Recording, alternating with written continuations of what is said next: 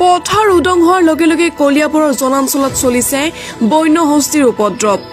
নিশা কলিয়াবৰৰ শ্ৰৱণী সত্ৰ পাকবন্ধা বাসুদেৱবাৰী জখলাবন্ধাত বন্য হস্তীয়ে চলাই তাণ্ডৱ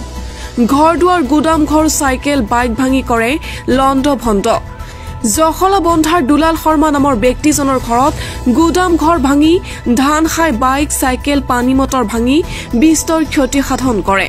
শ্ৰৱণ সত্ৰৰ নিপেন মহন্ত নামৰ ব্যক্তিজনৰ ধান মিল ভাঙি ক্ষতি সাধন কৰে কলিয়াবৰত এতিয়া বাঘৰ আতংকৰ পিছত বনৰীয়া হাতীৰ উপদ্ৰৱত ত্ৰাহি মধুসূধন খুৱৰিবলগীয়া হৈছে জনসাধাৰণে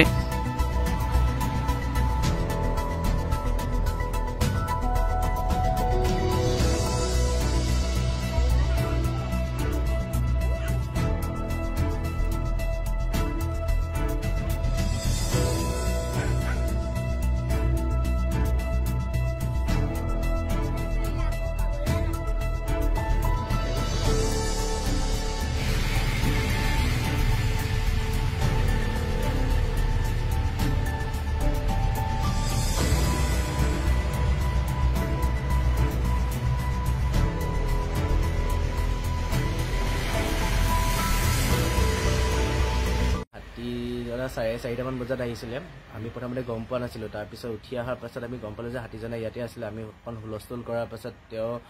গুচি গ'ল ধান লৈ পেলাই ধানো বহুতো খালে আপোনালোকে দেখিছে আৰু লগতে বাইকো আছিলে চাইকেলো আছিলে গোটেইখিনিতে অকণমান বাইকো ভাঙিছে বা চাইকেলখনো ভাঙিছে মটৰ ভাঙিছে আৰু আমি ৰাতি এতিয়া শংকিত হৈ আছোঁ আজিও আকৌ তেওঁ হাতীজনে আকৌ আহিব নেকি আৰু যোৱা বছৰো একেই হৈছিলে বন বিভাগে একো কৰা নাই হাতী অহাৰ বহুত সময়ৰ পাছতহে তেওঁলোক আহিছে আমি বিচাৰোঁ যে হাতীজনক কিবা এটা কৰি পেলাই এইখিনিৰ পৰা লৈ যায় নহ'লে প্ৰতি বছৰে এনেকুৱা হৈ থাকিলে আমাৰ অসুবিধা হয় যিহেতু আমি ঘৰৰ ছাইডতে ৰাস্তাৰ ছাইডতে ঘৰটো আছে চ'